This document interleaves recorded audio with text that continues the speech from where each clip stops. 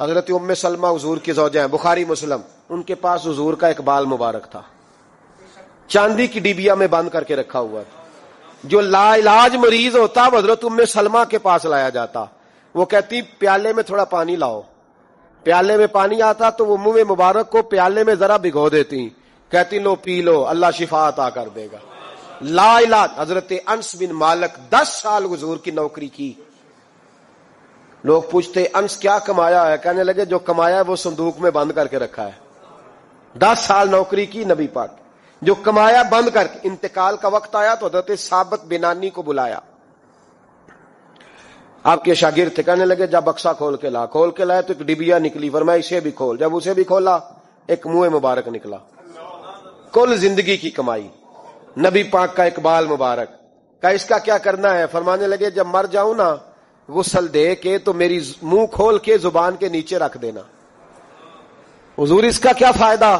فرمایا جب فرشتے حساب لینے آئیں گے، من ربو کا بولیں گے، پہلا لفظ کہنے کے لیے منہ کھولوں گا تو سامنے حضور کا منہ مبارک ہوگا۔ پسے مردن فرشتوں نے جو تلاشی لی تو کیا نکلا؟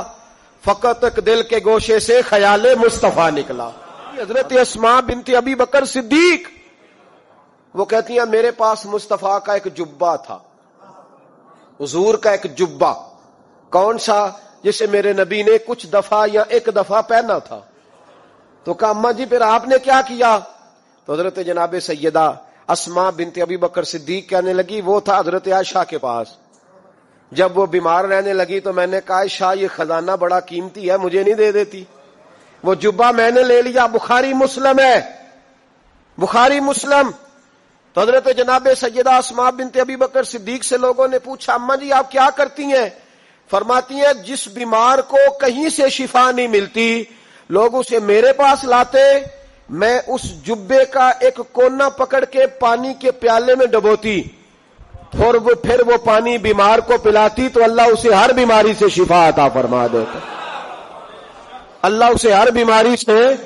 میرے اعلی حضرت فرمانے لگے لا و رب العرش، جس کو جو ملا ان سے ملا، قسم اٹھا کے کہتے ہیں لا و رب العرش، جس کو جو ملا ان سے ملا۔